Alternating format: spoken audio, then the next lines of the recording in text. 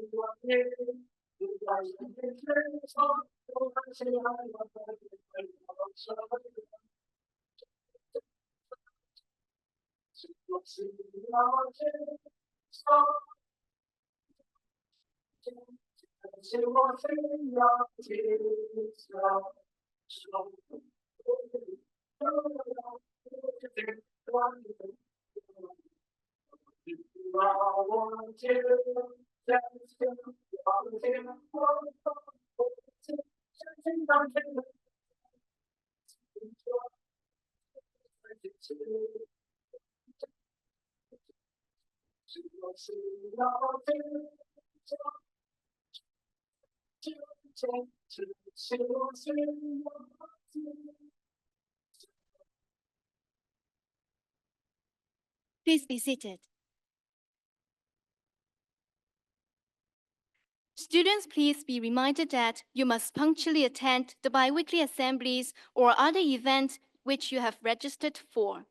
All students must register for and attend 3 events, at least 1 assembly in the second term of 2024 to 2025 academic year. Should students fail to register for assemblies or have any inquiries on attendance, please contact the Dean of Student Office.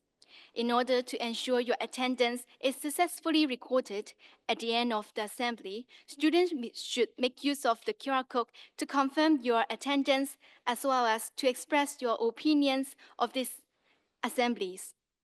Students can check your attendance record at the My Event on the registration and attendance system after 4 p.m. on the 3rd working day after the bi-weekly assembly. The 678th Assembly of New Asia College of CHK in 2024 to 2025 starts now. This assembly is jointly organized by the Chen Wu Lecture in History and Culture. And we are so honored to have Professor Alan Chen Kam-leung, J.S. Lee, Professor of Chinese Culture, the Chinese University of Hong Kong, to share with us on his topic of on Bowen约礼, learning and ethical accomplishments in the Confucian Imagination. We are also pleased to have Professor Huang Yong, professor from Department of Philosophy, the Chinese University of Hong Kong, to introduce the speaker. Professor Huang, please.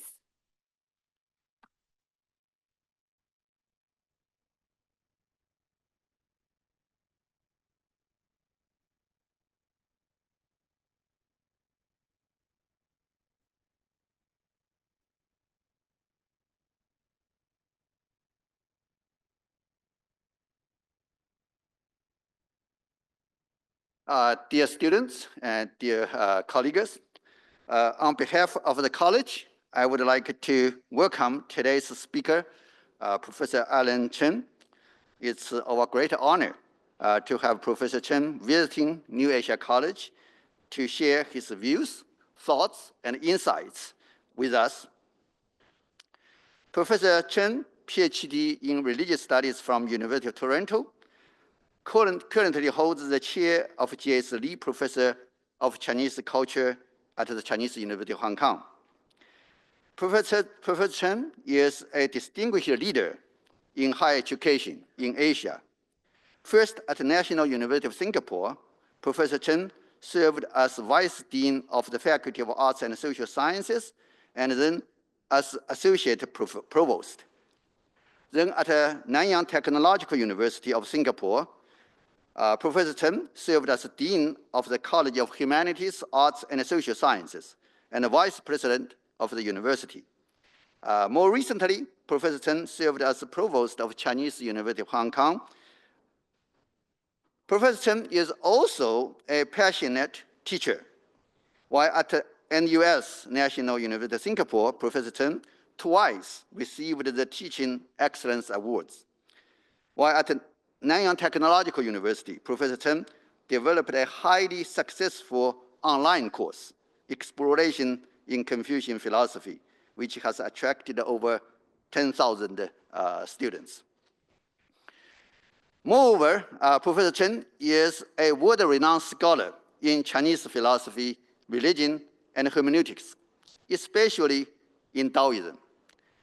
His monograph, Two Visions of the Way, a study of the Wang Bi and He Gong commentaries on the Lao Tzu, recently translated into Chinese and published in China, has become a frequently referenced landmark in the study of this important Taoist text.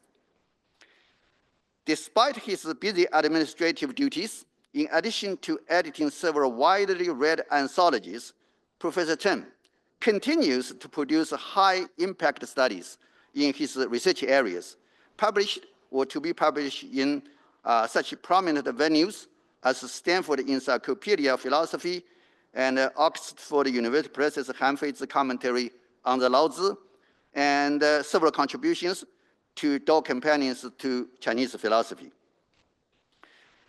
It's our great honor to have Professor Chen with us today to share his views and insights about the topic on Bowen yueli, learning and ethical accomplishment in the Confucian imagination. Without further delay, I pass over to Professor Chen to start his sharing. Let's welcome.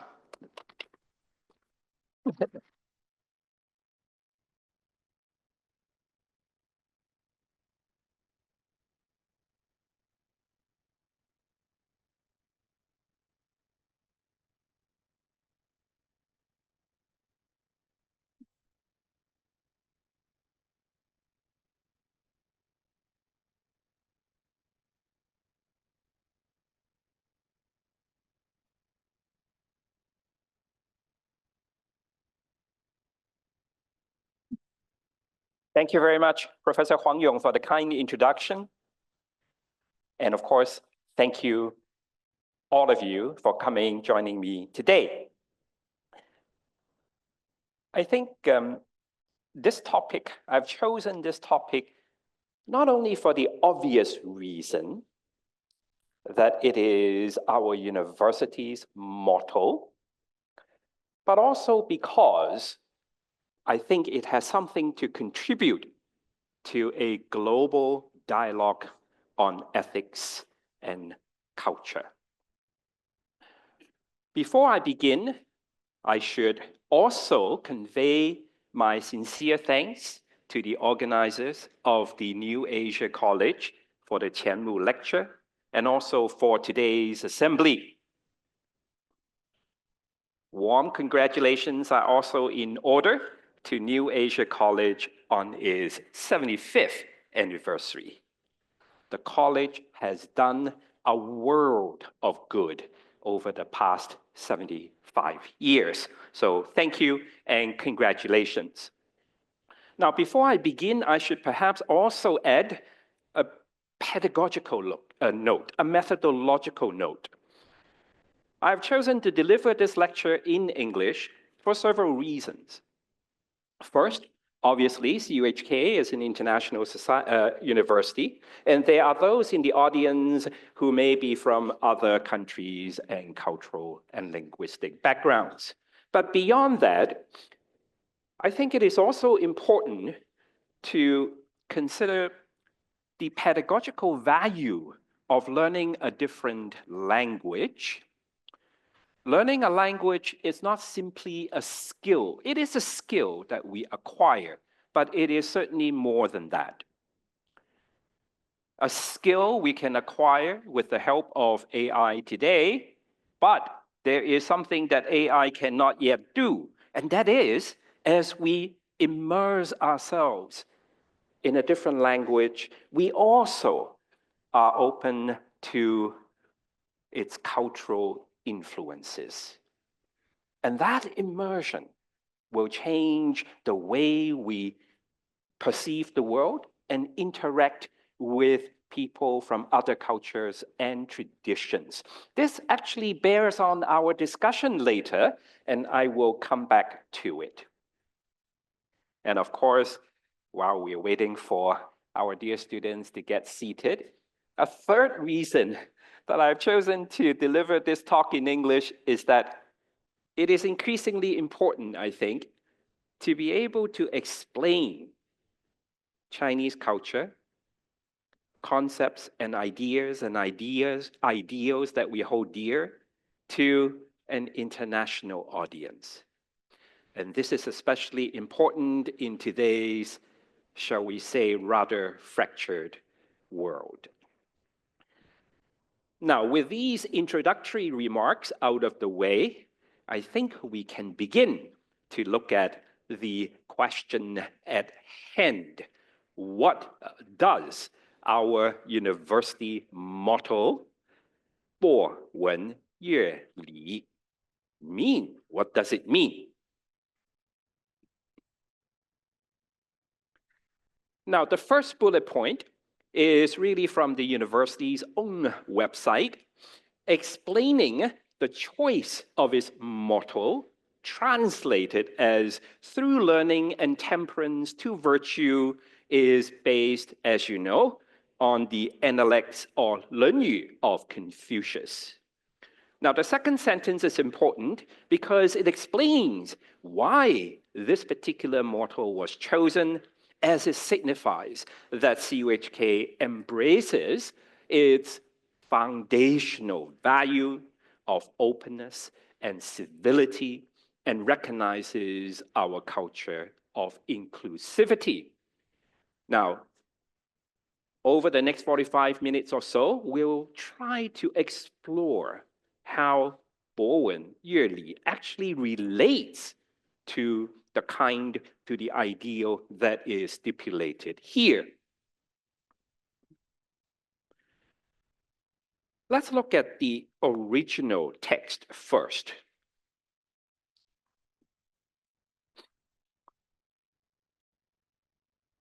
How many of you have actually read the 论语, I wonder? It is a text that is worth not only reading, but also rereading periodically, if not regularly. Our motto, 博文约礼, is taken from the Analects of Confucius. At the bottom, I have cited the original Chinese text and two different translations. I've chosen the first one because it is by our very own beloved and respected Professor D.C. Lau, who has contributed immensely to not only the development of the university, but also the development of sinology or Chinese studies worldwide. And this is what he says.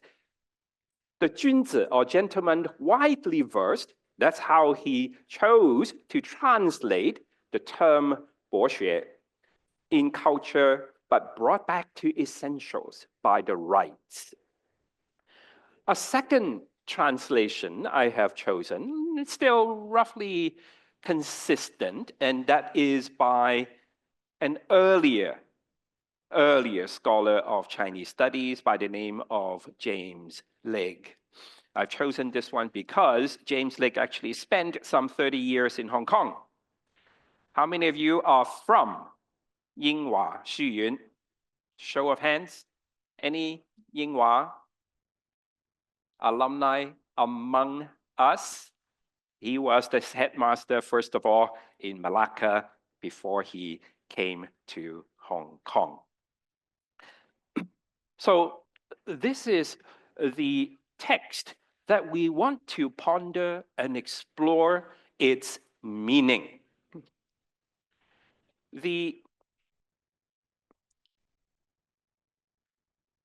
passage that we have just looked at is also repeated in another passage in the 论语. I mention this also to suggest that when we read classical texts, it is important not to assume that they are always written by one person at any one time. Rather, many of the early classical Chinese literature, they were composite in nature, and that is to say, written by many hands over a long period of time. And for that reason, from time to time, you will see that there are passages repeated in different places in the text. Now, again, I simply cited a number of translations for your consideration. First one, again, from D.C. Lau, and we have already looked at it. The second one is interesting, by Burton Watson, into the effect that 博文约礼 is taken to mean broadening oneself with culture, reining oneself in with ritual. And then finally, I have chosen a more recent translation, widening our views with writings, 博文, imposing discipline through ritual. Sometimes when we look at a classical Chinese text in a different language, it forces us to be more explicit about how we take the text to mean. If you compare these three translations, when one of them translates it as writings, the other two chose a wider, broader term, culture. So what does 文 mean? Now, also notice how you have bring me back, you have imposing discipline, and you have reining oneself in. These are interpretations of a single Chinese character in the university's motto, 乐, 博文乐礼的乐. What does 乐 mean? And that is a concept that we will need to explore in the course of this discussion. Bringing me back seems rather neutral. Imposing discipline a bit stronger. Reining oneself in, that is very strong. Does 乐礼 necessarily involve some kind of coercive measure? That is an important point to note in our understanding of CUHK's own motto. Now, when we look at a phrase like 博文乐礼, it's important that we identify the grammatical functions of the various components. 博 and 乐 in this phrase function as noun, whereas their object, 文 and 礼 serve as nouns. These are words that we are familiar with. 博 as a verb usually is taken to mean to enlarge something, extend, but also can be used as a noun or adjective. And it is also used, what? 賭博的賭博都係呢個博. I'll let you find out how that particular phrase came into current usage. But the concept of 文 in its earlier usage refers to patterns. If you look at the oracle bone inscription of this word, 甲骨文, you will see that it seems to depict personal tattoos, some kind of pattern on one's body. The extended meaning, of course, is much wider. Wen is now applied to any form of learning and culture. Earlier, we have seen how one translator at least has taken Wen to mean simply writings. I mean, it's not wrong. That's the technical meaning of the word. Nevertheless, it seems quite clear that Wen, in its extended usage, means far more than writings. And it also extends beyond what we now today call the humanities. Not only 文章, not only 文学, not only 文科.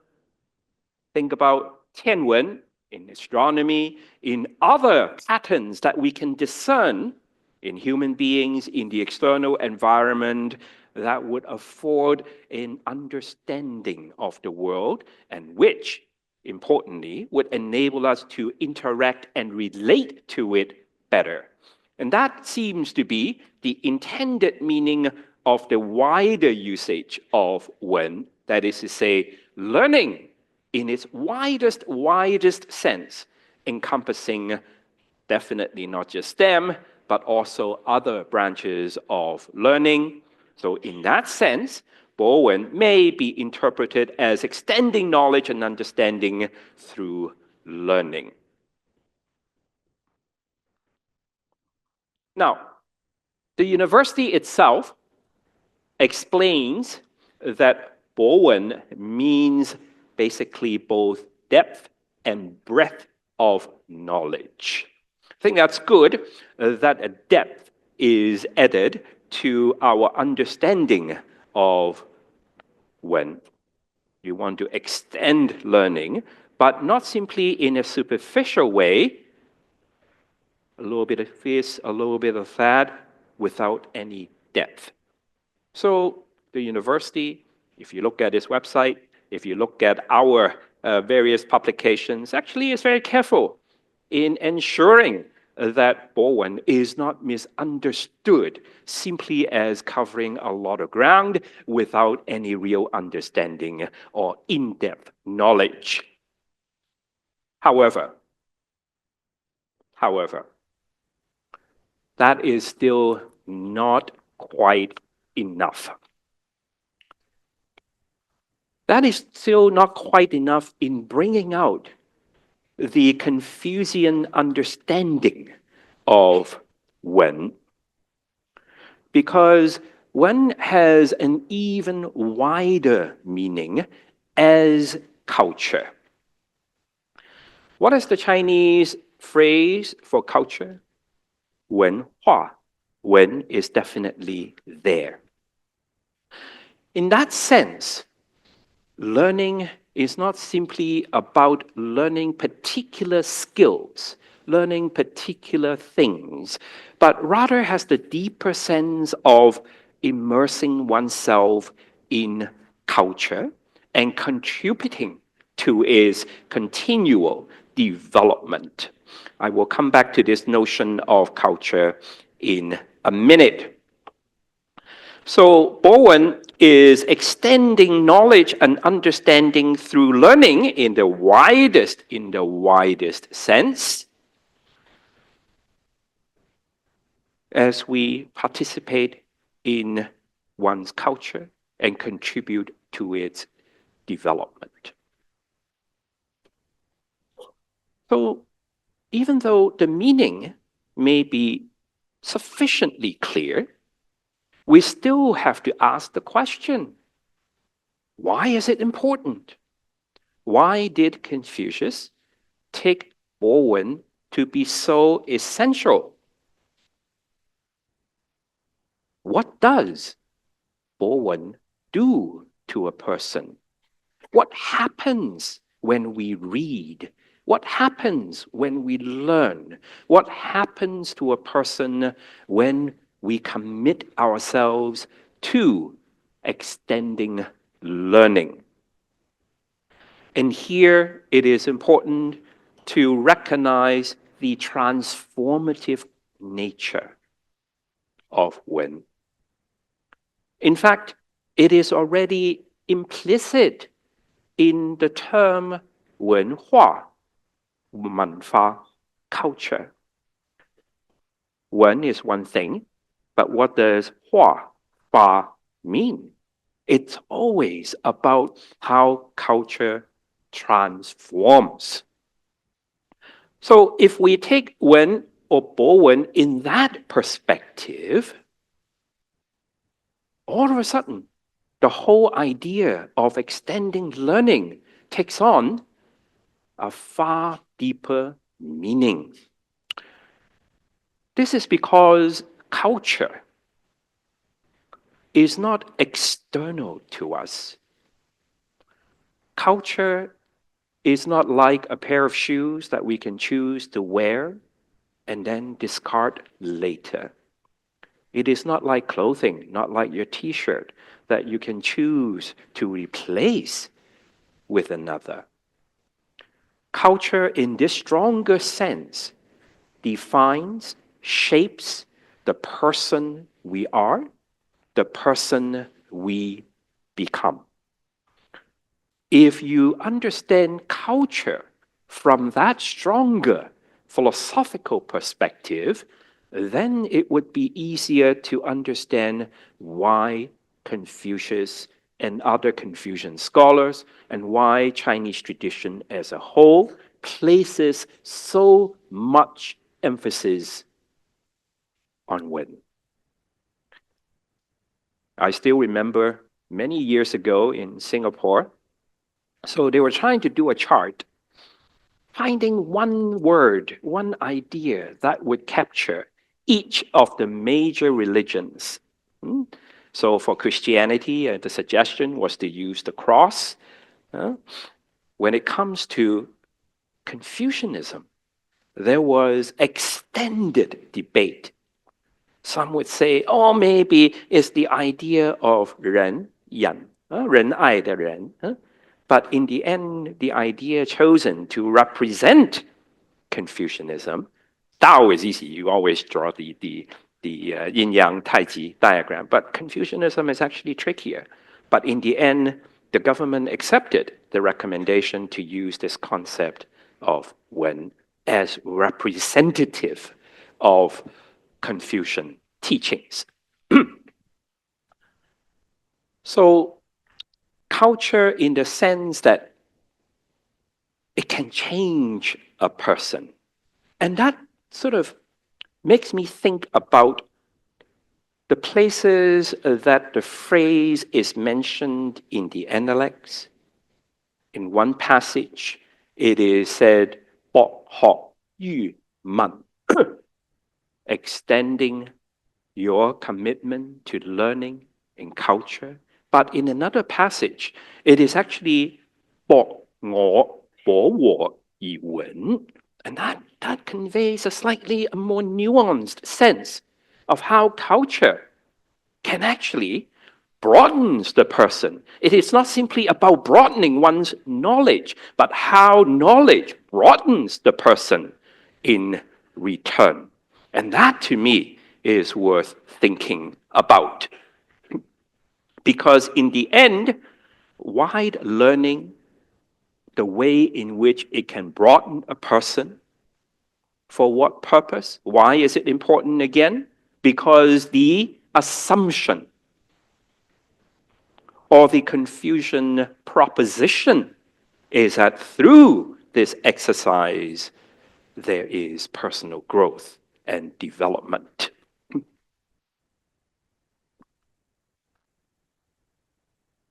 Let's probe even more deeply into how learning and culture defines and shapes a person.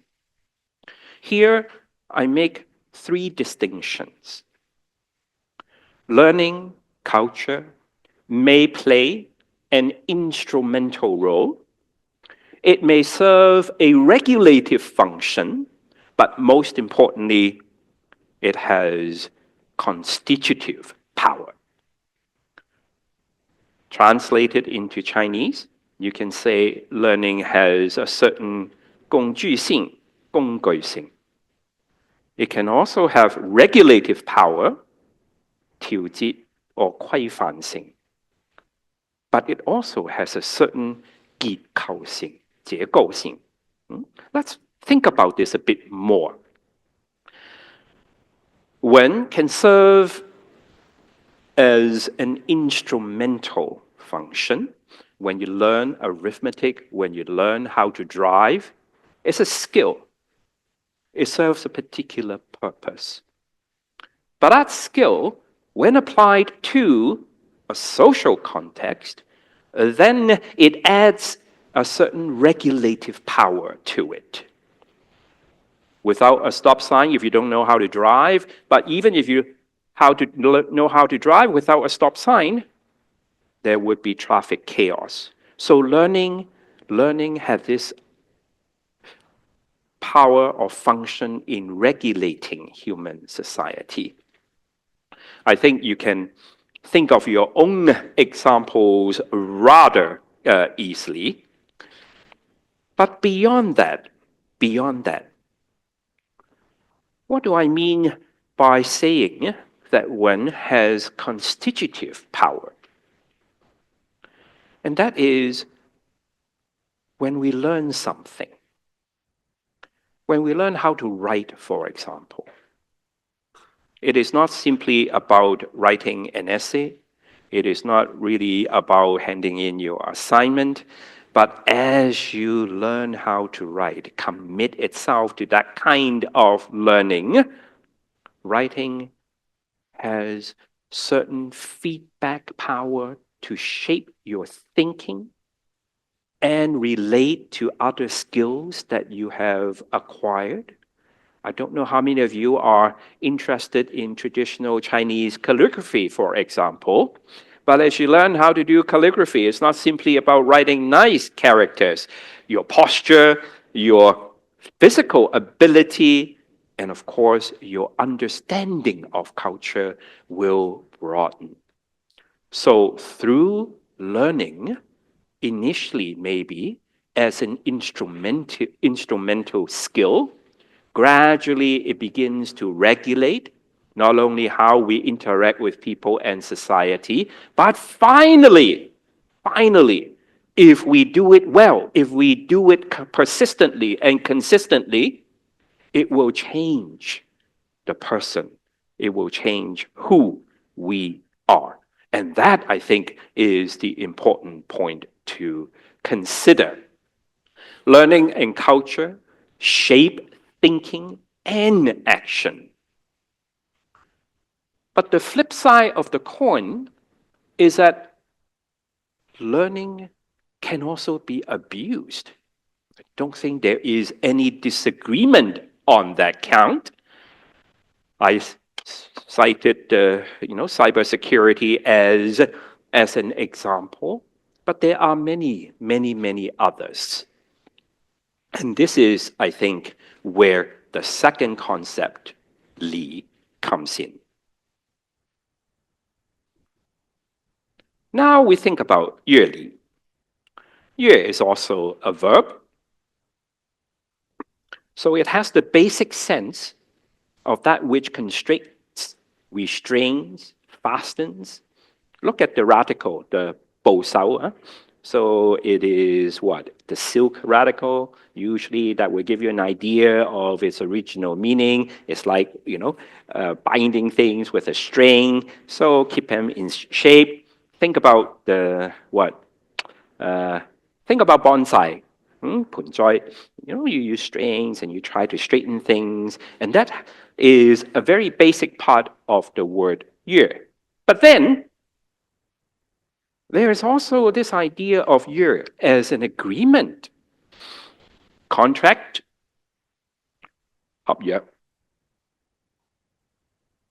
In the Christian tradition, the Old Testament is translated as what? 舊約. So you're in that context. It's not so much about restraining, constricting, but rather signals an agreement, a covenant, if you like. When you want to date your friend, what do you say? 我想約你去睇戲，我想約你去食飯。Is that coercive? So, 約 also should not be understood, taken in a narrow sense. It has riches of meaning that truly, truly deserve careful peeling and understanding. Li as a concept is complex, and it seems to me that in its earliest usage, it probably has a religious meaning. So here you can see, even in modern Chinese, 禮拜 doesn't simply mean Sunday, does it? Literally, it is this, isn't it? So the religious dimension seems quite clear, and for that reason, Li is generally translated into English as ritual or rites, R-I-T-E, or R-I-T-E-S in the plural. But beyond that, it's not just the ritual itself, it's not just the ceremony or the offering itself. There is a performative dimension to it because rituals have to be performed. And here you can understand how Li Yi, structured, defined, time, place, sequence of action, all very important to the performance of the ritual. Actually, come to think of it, how many of you have Wen as a part of your name, of your Chinese name? Are you very shy? Huh? How many of you have Li as a part of your Chinese name? Or Yi? So you see how pervasive these ideas are, even in today's culture. Religious rituals, performance, again, highly structured. You cannot, for example, I don't know, in the, let's again use let's use a Catholic example. Now, the Catholics, they would cross themselves as a part of their ritual, but you cannot just do it anyhow, it has to follow a particular pattern, a particular way. So, performance, but that's still not quite the end of this concept of Li, because very naturally, religious rituals and the performance of them would be extended to everyday interactions, everyday rituals. From simple bowing, from forms of address, you name your own example. But don't think these are trivial examples. I think all of you have been probably to Japan. Bowing is never trivial. Bowing is never simple. Forms of address they are never simple. How many of you can speak Korean? I made the unfortunate error of addressing someone using the Korean phrase, 당신, you. Without knowing that dancing is only used for those very close to you, your lover, definitely not to your office mate. Forms of address, daily, everyday action, these are non-trivial. It never ceases to amaze me how different forms can bowing mean. Take the angle, the depth, all these matter. 最後15分鐘 Thank you.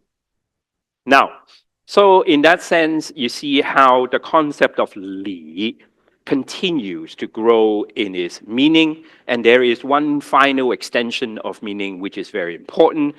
Performance alone, even though you may execute your bow perfectly, if you do not mean it, it's not going to count, right?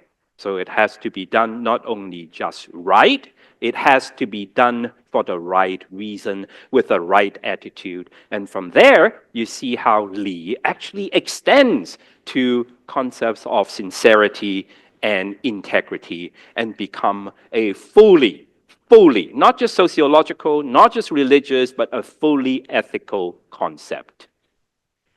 Now, again, I turn to the university's own interpretation of yueli, and it says compliance with norms of proper conduct is what is meant by being restrained by li.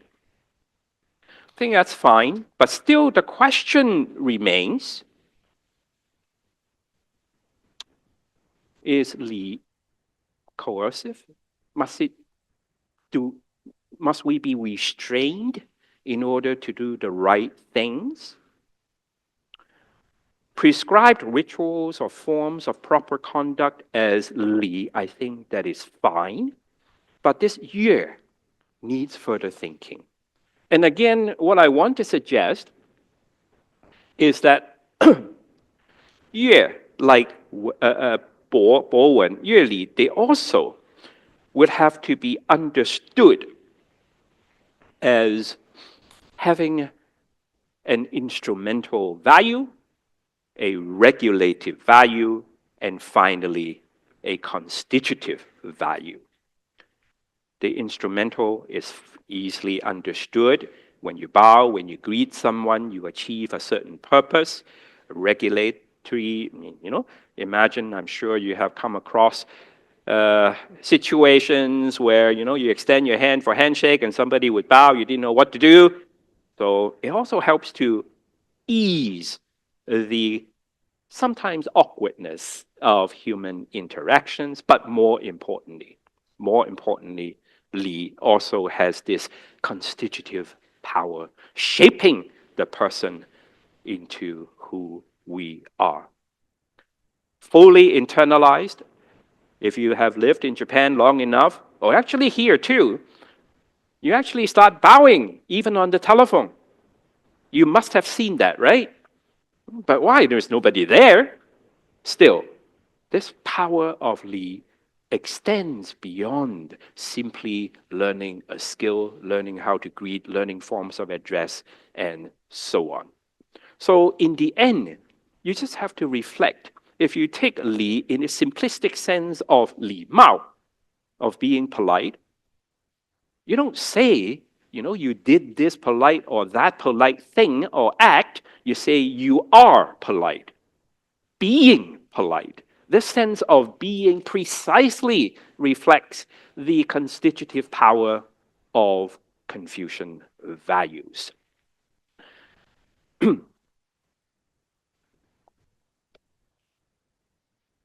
Oops, sorry. So here you see, I'm sorry, I upside down. So here,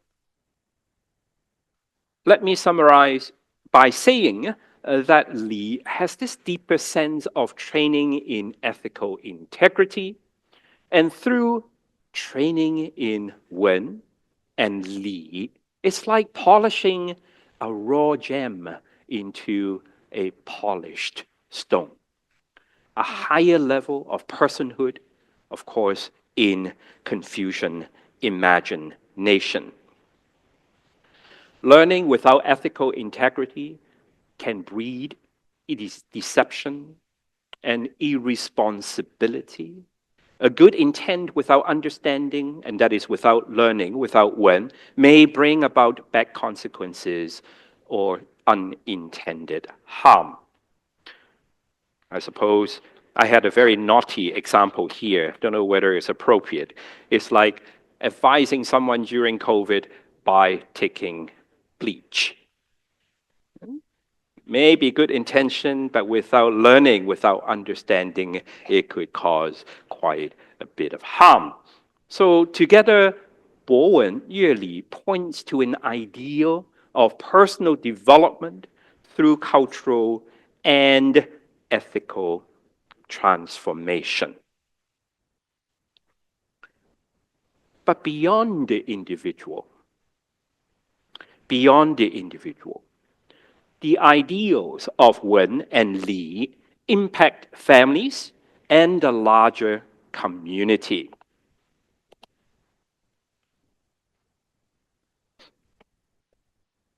And here we may pause a little and reflect the notion of culture and society.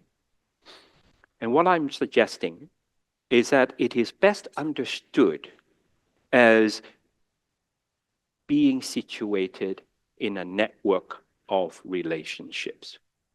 Culture is not just about objects. Culture is not just about particular customs. Culture is always about relationships.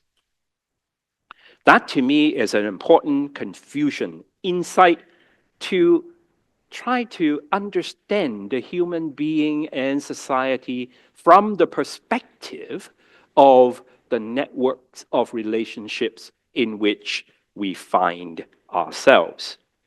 We are born into relationships.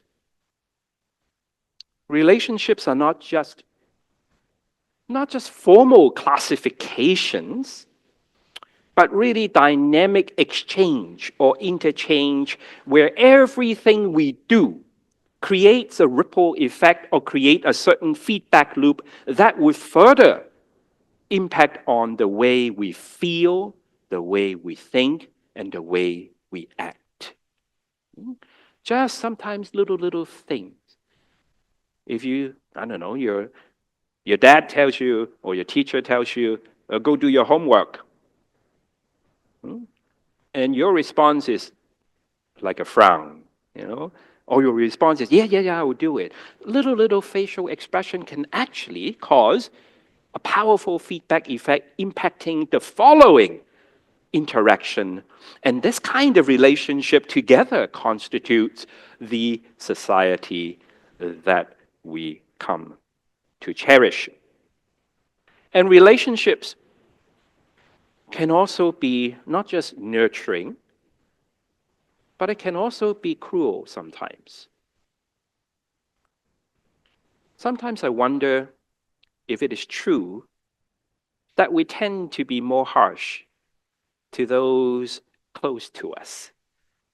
We may be very considerate, we may be very gentle with people we hardly know, but sometimes we could be harsh to those we are closest to. But be that as it may, the point remains that relationships need to be cultivated. It need to be maintained and it need to be enriched. Relationships can bring discord. Sometimes relationships can cause very severe conflicts. So how best to manage human relationships, how best to manage human complexities, I would suggest to you, becomes the core of the Confucian enterprise. There's only so much that laws and other coercive measures can accomplish. So that is why we need Wen and Li to ensure that relationships are well managed and transformed. I use the example of cooking because I happen to love to cook and also to eat.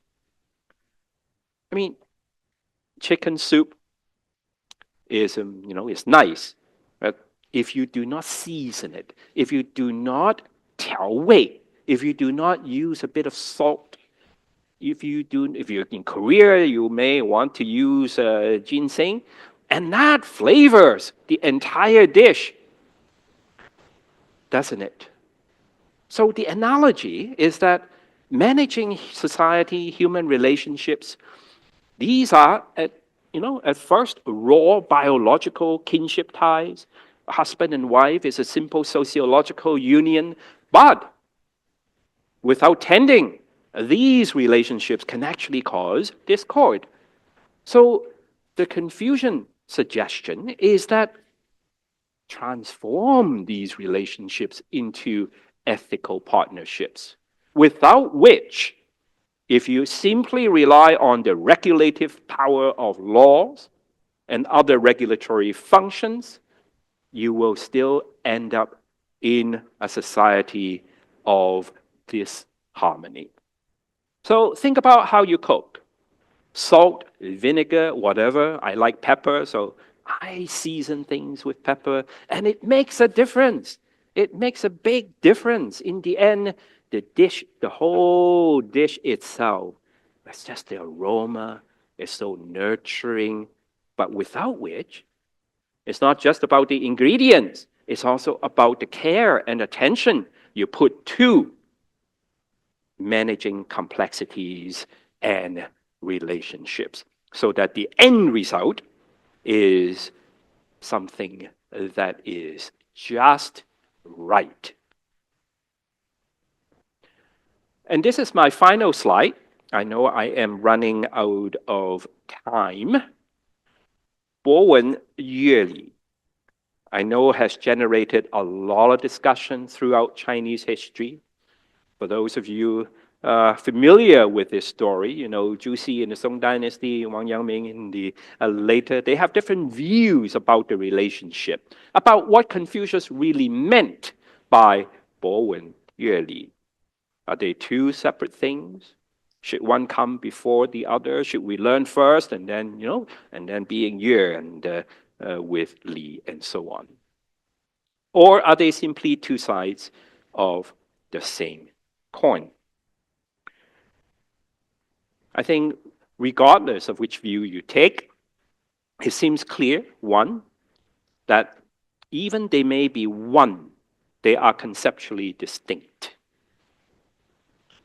And synergistic development then becomes evidently important, how one feeds into the other.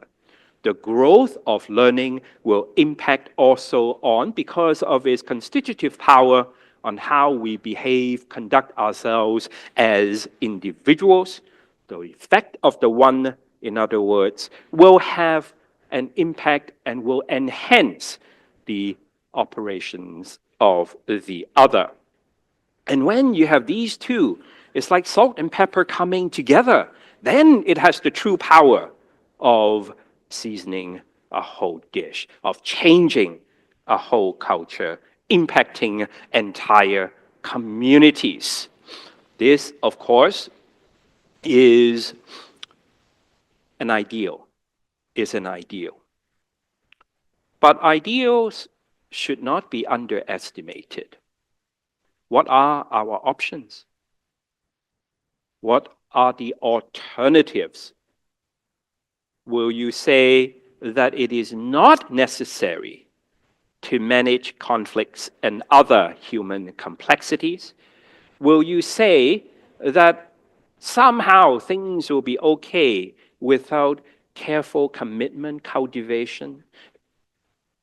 The English word culture also, in its root sense, is related to tilling the soil, cultivating, nurturing.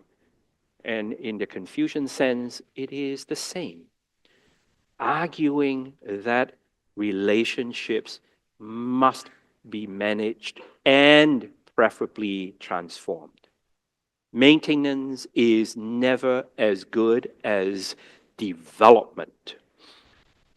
And if you are able to accomplish that, then there is a chance that one's culture can become harmonious.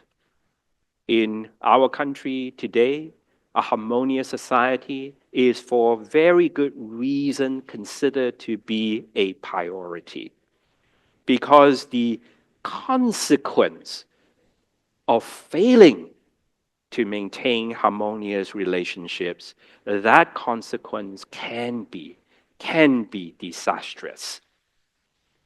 If you agree with that premise, then naturally the next question is, how do we accomplish it? How do we achieve a society that is marked by harmony? It is certainly not a static conception, as if we simply pluck some external values and then we can hope to achieve harmony. But rather, the Confucian argument is that individuals must become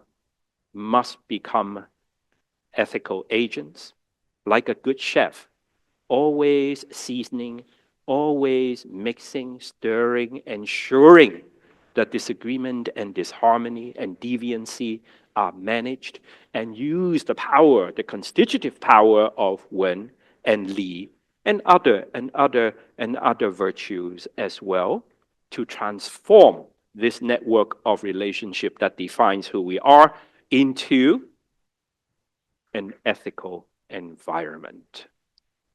So I hope these brief remarks will help us think a little bit more about our own CUHK's motto, and I certainly would welcome your feedback and comments. And with that, I thank you for your kind attention. Thank you very much.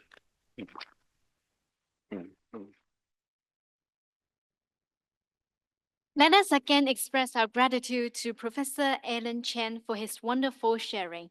We'll now move on to the Q&A section of the assembly.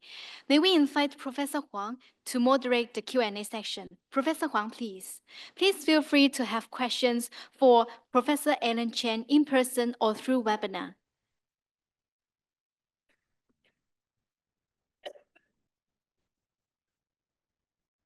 Thank you.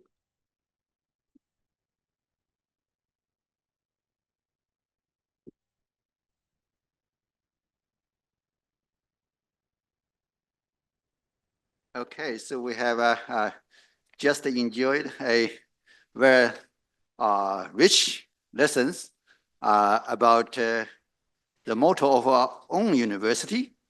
So I think after this hour or so, we are all becoming more authentic member of the university, whether you are a student or professor. Of course, that is also one of the central teachings of Confucianism, which aims us to become more authentic human beings as well.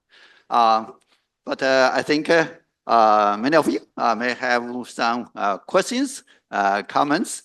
We don't have much time, so we try to make a best use of that. So anyone who have the questions, we can please, yeah, okay, there is one here.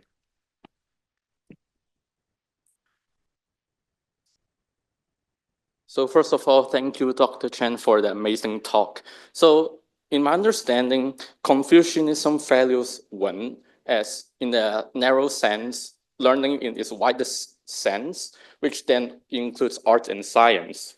So I think we could agree that the value of Bowen lies in its transformative power in shaping us into a better person. But it seems that, for example, for the humanities, they could easily justify their transformative power in us. But it's not quite so for learning science. For example, in learning mathematics, mathematics seems to be too detached from human conditions.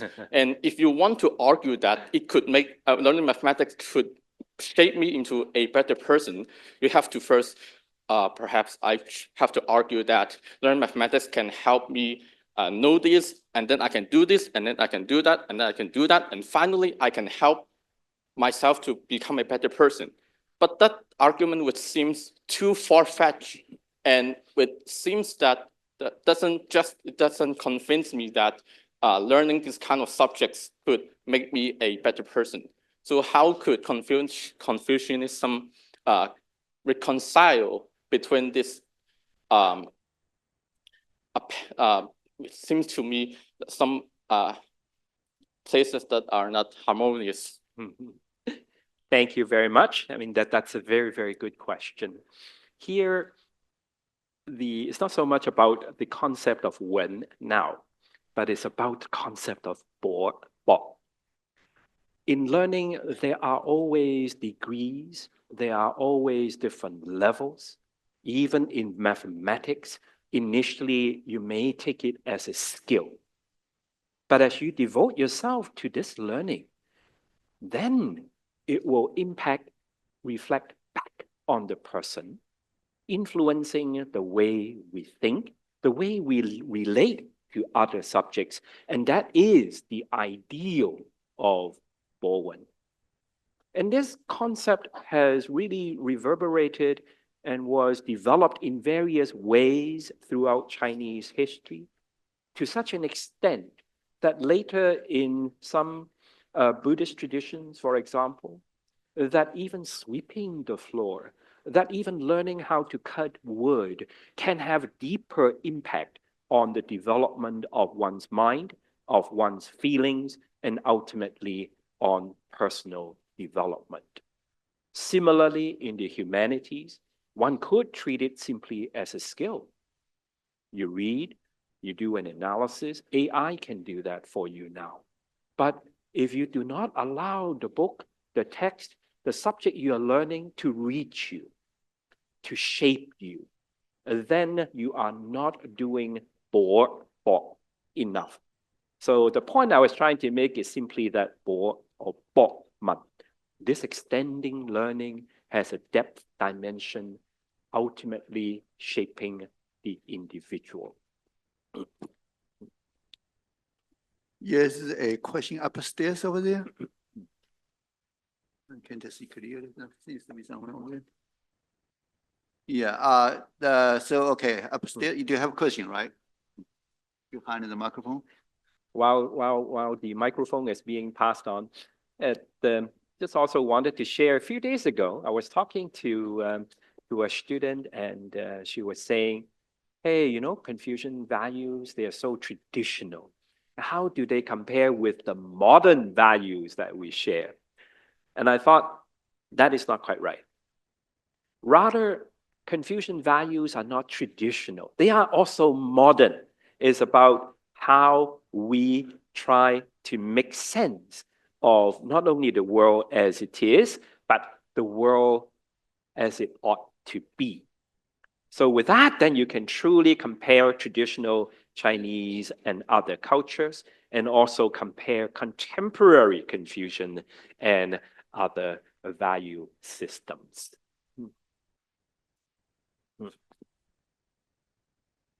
Other questions?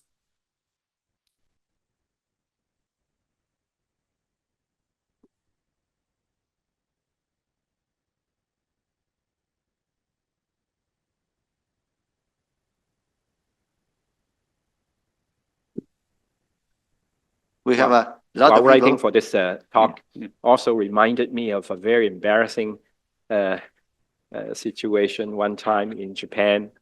Oh, I thought I was being sort of friendly, you know, just greeting people, good morning. I just say Ohio. The reaction was so immediate, shocked. How could I be so rude? And that really made you pause and think about how important are these little things. And that too is a Confucian emphasis, that little things do matter. Every small act of kindness, every small gesture will have an impact on this ecosystem of human relationships and complexities.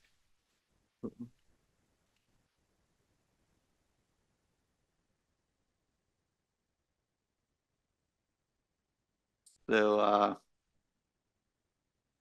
that's, oh, there is a question over there.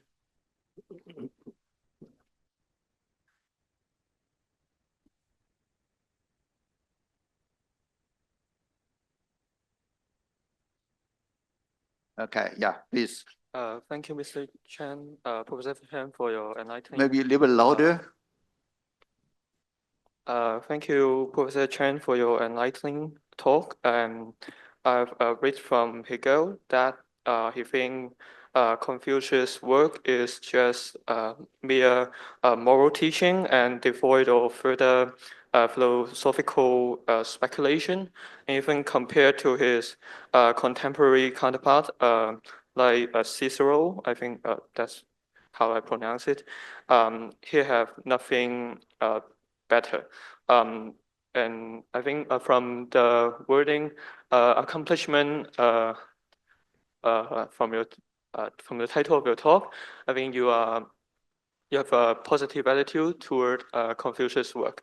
Then what will be your response to Hegel's opinions, and what are the values of Confucius' work? Thank you very much. So I am going to come back to my chicken soup. All cultures, well, basically all cultures have chicken soup.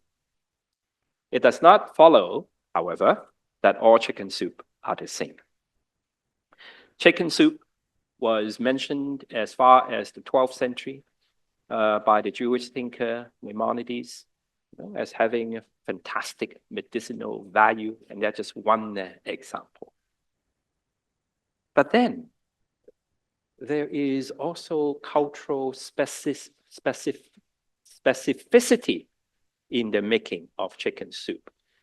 And that is the topic of my lecture tomorrow on xiao, if you are interested.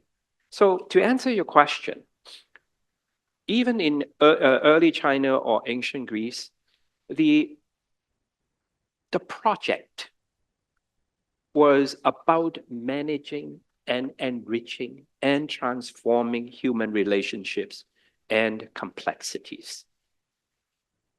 Different chefs, different ethical agents, they have different ways of mixing the different ingredients, knowledge, understanding, trust, loyalty, and other ingredients in making their own ethical soup. Confucianism is one such attempt to make this world of relationship not just more manageable, but in fact better.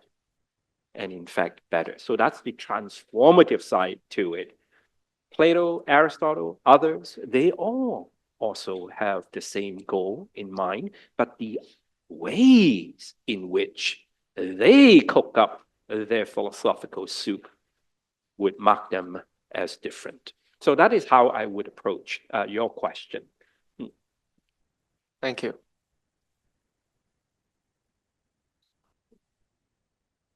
Other questions? Okay.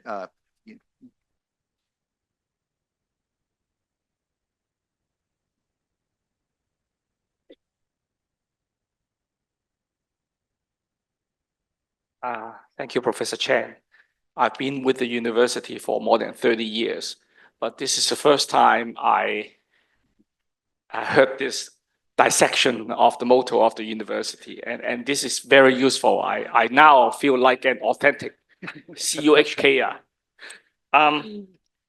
In one of the last slides of your talk, you said learning without ethical integrity can breed deception and irresponsibility. I would also like to quote C.S. Lewis. He said, education without values, as useful as it can be, seems rather to make a person more clever evil. Can you comment on this incidence of the East and West? A coincidence, that's what I'm trying to say, yeah. Thank you, Professor Lee. Sometimes I ask my students in class, how they would choose a political leader. On the one hand, think about a person totally uneducated, illiterate, maybe even dim-witted to some extent, but a heart of gold, perfect in every way, versus someone who is very accomplished, highly educated, but does not treat others as human individuals in that kind of relational network, or somewhere in between. For those of you in literature, you know the Russian writer Dostoevsky, for example, also ponders this question in his novel called The Idiot. It's the idiot who is actually the best perfect person, comparable in Dostoevsky's view to a sage, to a saint, if not Christ himself. Again, contrasted with the other extreme, So highly skilled, so knowledgeable, IQ, I don't know, 爆燈, whatever, but without this sense of integrity. Which would you choose? I think, at least in my experiment, almost all of my students would say you need both. And that to me says something. Both East and West, they are still trying to come to terms with this perfect medium, how to combine both. Some Confucians would say, if you think there are two different things that need to be combined, you are already wrong. Rather, someone like Wang Yangming would say, the human mind or heart is already the ethical principles that you need to embrace, so you only need to look inwards. But these are disagreements which do not detract from the overall aim of finding this harmony of learning and ethical accomplishment. So I think a student over there, right? A question? Yeah. Thank you, Professor Chen. And I want to ask about, you said that Bowen yueli, there's the words that have several meanings. Each word have several meanings. But I want to ask if that, if we are overcomplicated these four words, because the old Chinese, they are very short, and each word, they have contains a lot of meaning in it.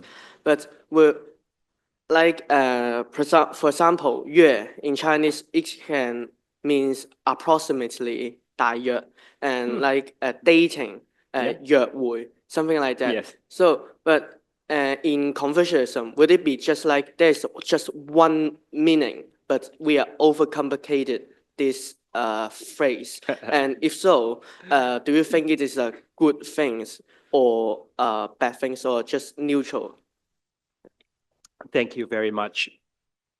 I suppose it is fair to say, and it has been argued, that Confucius' original intent was simply yue as restricting, constraining. Don't make it too complicated. But as I read the text, I thought it's not just about applying external measures. As if, I mean, bonsai would be a bad example because you're really trying to mold every individual into the same shape.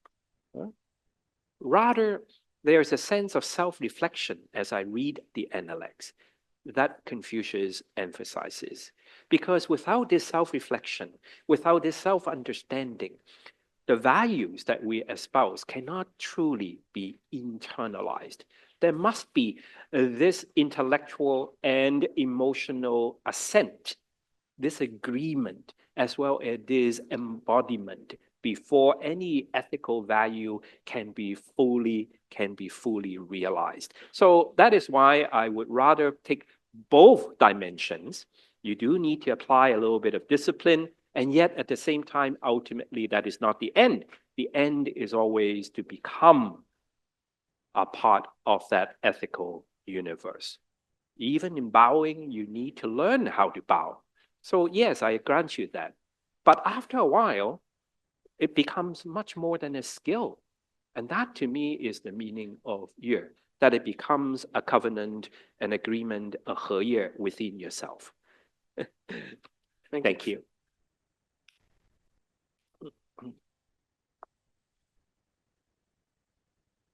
We have some time for a couple more questions. Oh, okay, yeah, Ben. Hello, thank you so much, Professor Chan.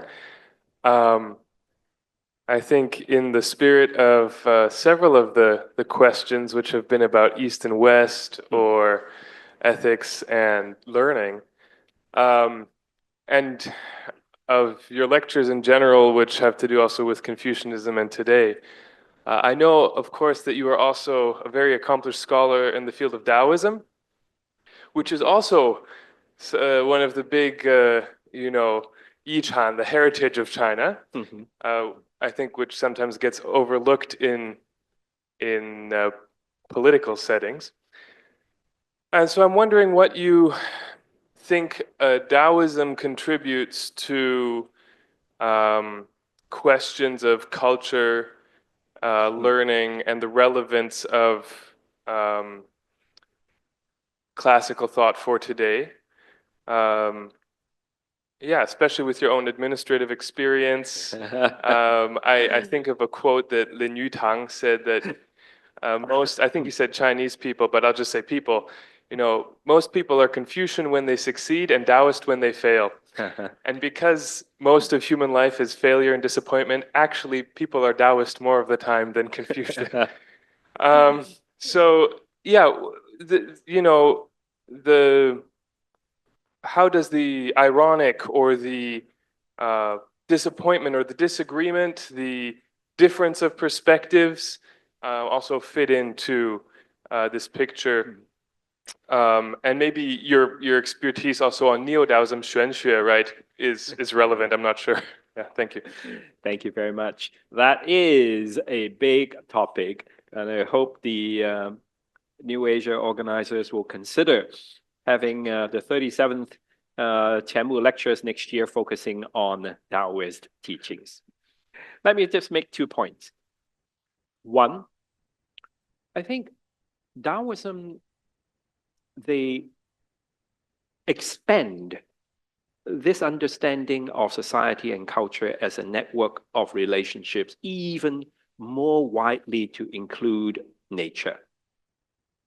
And once you have the natural environment built into the picture, this system becomes even more complex.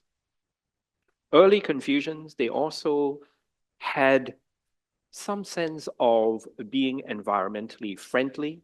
Mencius, for example, wanted to make sure that you don't cut too many trees at any one time. You shouldn't fish all year long, so there should be periods for nature to recover. But still, in that conception, nature plays a supportive role.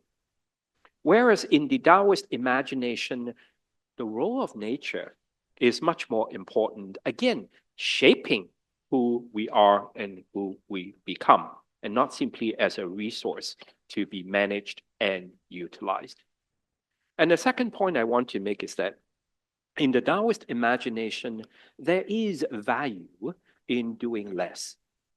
Starting with the general understanding that a world that is not dominated by selfish desire would be a better world. Now that seems pretty trivial and obvious, but it's actually easier said than done. The human heart, the human mind is actually a mess. We are always confronted with competing interests and desires, very difficult to manage.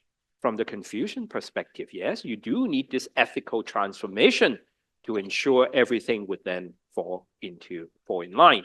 But from the Taoist perspective, there is value in having less, overdoing, especially in cooking. Sometimes if you overstir, if you overcook, the result would be counterproductive.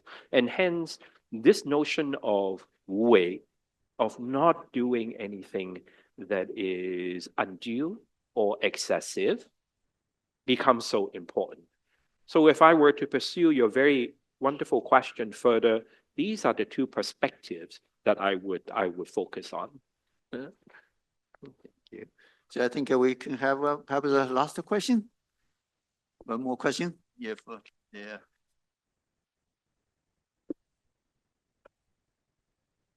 One more question, if there is any questions?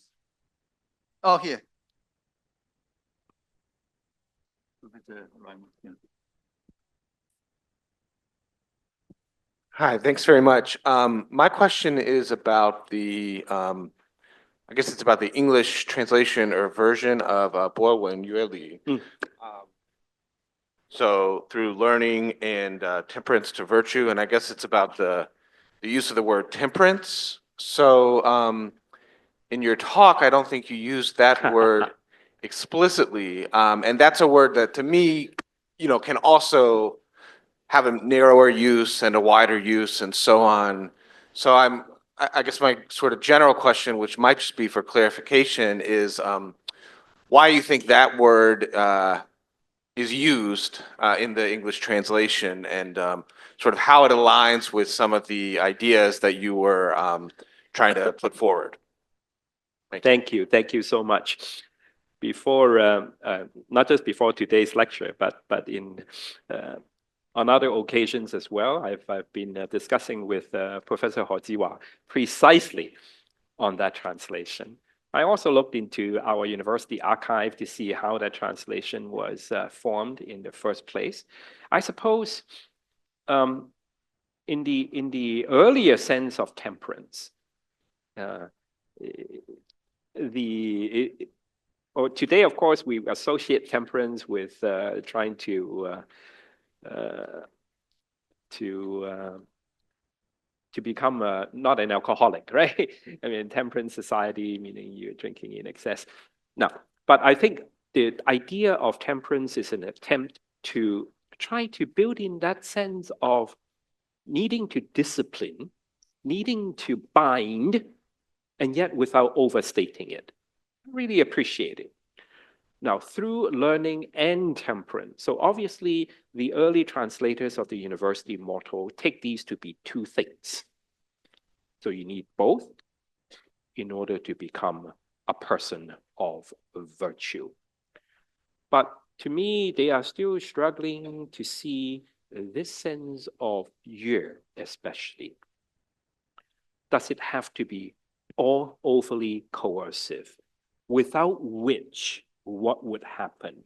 Will people just go wild? Would society simply disintegrate into chaos? So these are, I think, important questions that went through the heads of our early founders. But I do want to challenge, especially our students here.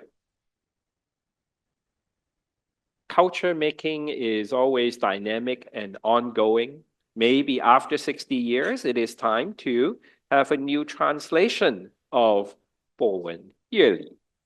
If you can think of a good translation, please send it to me, to Professor Hojiwa as well, and we will write a paper together.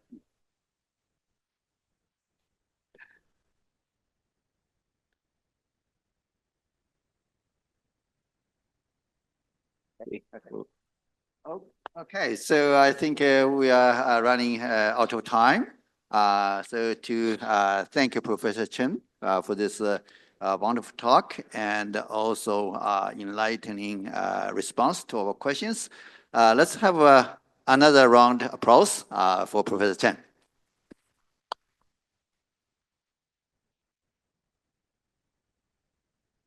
最後想同各位新亞同學講，珍重、結對向前行。All the best.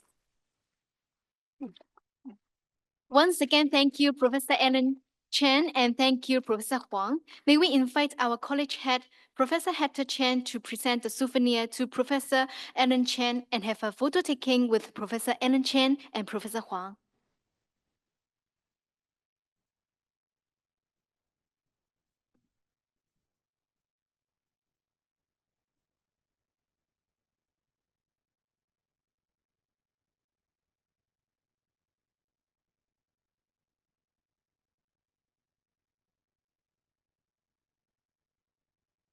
Thank you.